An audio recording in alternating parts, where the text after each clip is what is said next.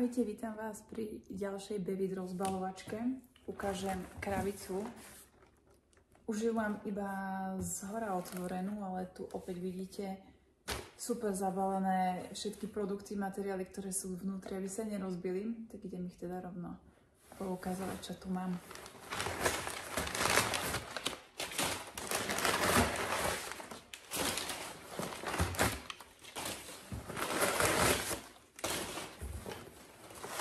No, pokračujeme v rozbalovaní.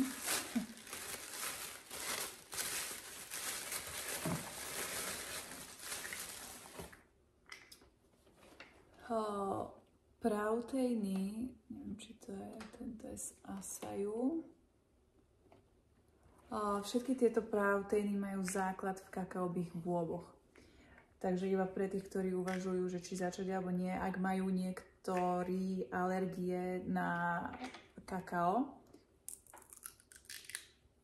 Tu je ešte aj ochranný obal v tom a vnútri, to neviem, či mi zachytí. Teraz je tam taká stvrdnutá kakaová hmota, pretože mi to kuriér práve priniesol a vonku je ešte relatívne chladno. Takže proteíny, ich som si, oni tam majú rôzne baterka, majú tam rôzne proteíny v rôznych, napríklad Help H na srdce, alebo ja neviem, Gold, rôzne aj pre deti tam majú kids proteíny, myslím, že aj pre mužov, pre ženy, s takým názvom, že for men alebo for women. Ďalej. No, toto je jedna z noviniek, ktoré Bevic má. Sol z mŕtvého mora. A ešte tam majú aj takú vodičku. Opäť ochranne zabalené. Tu by sa hodil taký, jak bývajú na jogurtoch, také na otváranie, tu toto není, takže to dávam iba taký dodatok, že by sa mohlo aspoň toto otváranie trochu zlepšiť. Nech do toho nemusím ďobať nožnicami. No, ono je to fakt.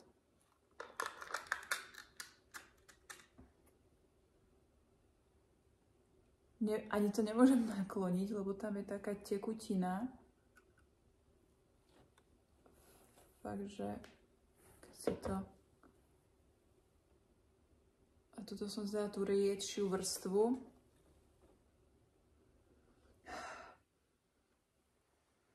No, ako sol z mŕtvého mora, nemá to teda žiadnu extra špecifickú, ani to nie je doplnené žiadnymi vôňami.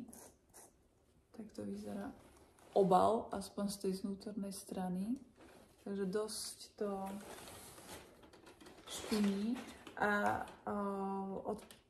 teda čo som zachytila, estetickú stránku máme za sebou.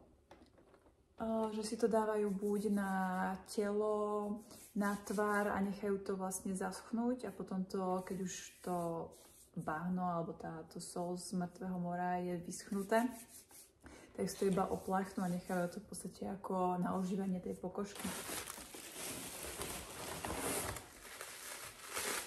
Ďalej.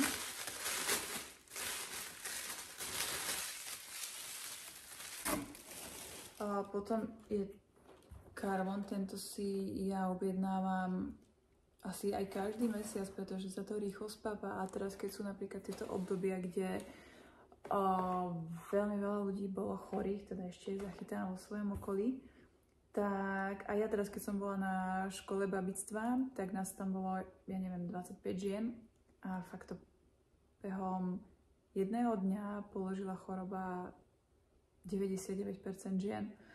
A ja som sa tam naozaj inhalovala esenciálnymi olejmi, mazala esenciálnymi olejmi, pila som esenciálny olej, kadilo, kvapku som si dávala pod jazyk a plus som sa potom doma, keď som prišla, som to doplnila ešte týmto karbonom, som si dávala aj 2 lyžičky za deň a plus ešte aj dračiu krv, takže toto mám skôr takú prevenciu aj pre seba, aj pre deti, keď je nejaké obdobie, že cítim, že je veľa ľudí v mojom okolí chorých.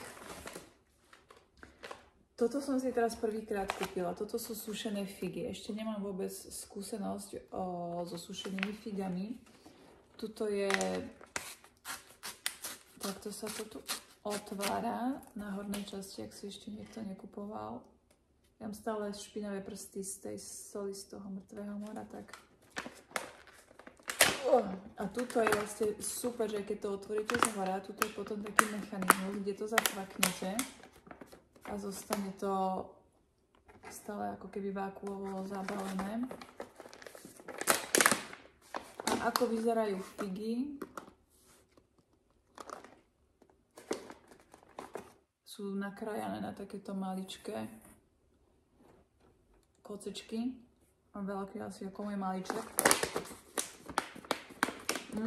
Ale sú dobré.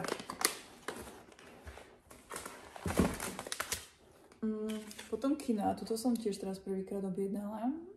A kinoa, ako si ju ja pripravujem, buď si to nalejem do pohára s vodou a nechám, nech to trošku nabobtná, alebo to rovno dám na panvicu s cibulkou a osmahnem to a potom to iba zalejem.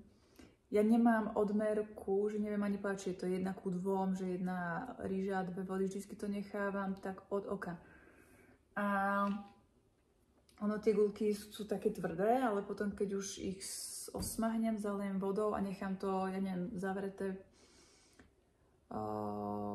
ale zalejem to horúcou vodou a nechám to, ja neviem, 10 minút a ono to už mám hotové. Takže túto kinou ja si pripravujem takto, takže každý máme možno iné recepty a mne to tak chutí. Potom je tu moruša. Túto morušu milujem si dávať do gaštanovej kaše, ktorú si robím každé ráno. A tiež sú to takéto malé guličky, veľmi podobné tej kinoi.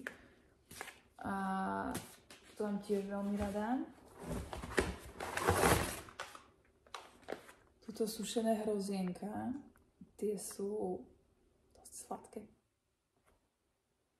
Ale o to nám to viacej chutí.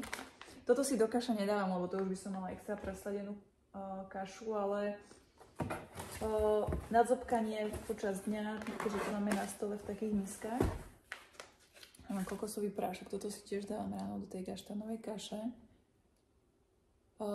Alebo si to ľudia dávajú, čo píšu na stránke Bevitovej, do kávy. Alebo ja to vyskúšam teraz, mám aj kakao. Tak to vyskúšam ešte aj s tým zmiešať, ako tam bude tá chuť, takže to ešte nemám otestované, to mi iba teraz napadlo. Alebo si to dávajú do matcha čaju, túto kakao, kokosovú zmes. Takže tiež sú rôzne alternatívne, to ráno chutí v kaši, teda, keď mám chuť raňajkovať.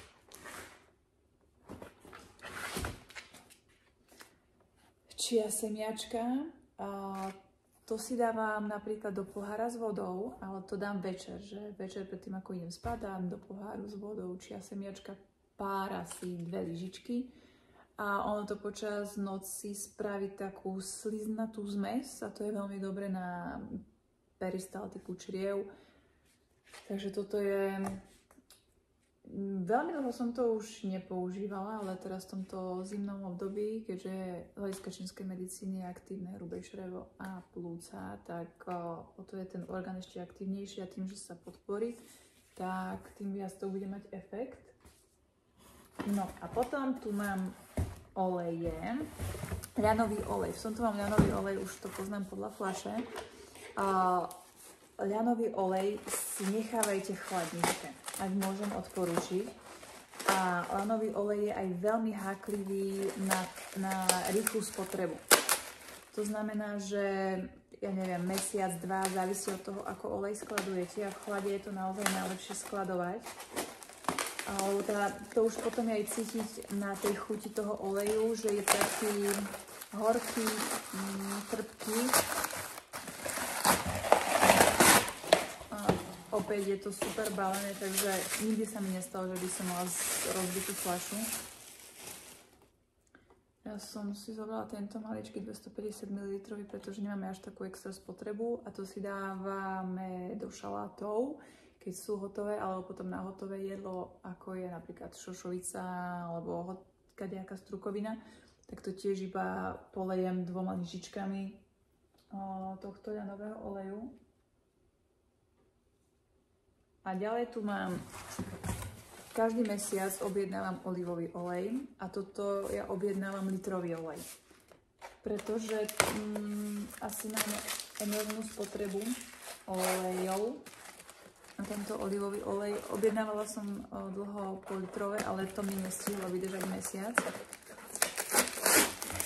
Takže sme to dali už na ten litrový.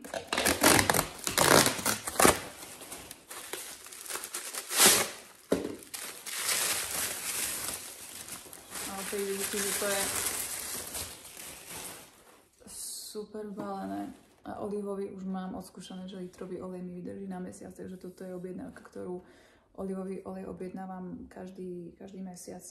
A tiež si to dávam ale viem, že je nejaká iná etiketa nová, tiež na šaláty a pre športovcov sú aj na zvýšenie hmotnosti, keď si fakt polejú to, čo si dajú na tanier, keď si to polejú olivovým olejom alebo ktorýmkoľvek olejom vlastne na rast tej hmotnosti. Takže ja používam tento a tu je napríklad aj na tých olivových olejoch je daná aj dole spotreba, toto má do 2025, do januára, nevydrží to dovtedy, takže toto je jedný z noviniek sú vlastne táto sol z mŕtvého mora, myslím, že tam je ešte aj taká vodička do kúpela politrová a ešte tam majú niečo s tou sol z mŕtvého mora. Chcela som najprv vyskúšať toto, ako sa bude moja pokožka potom cítiť, aký efekt mi to spraví.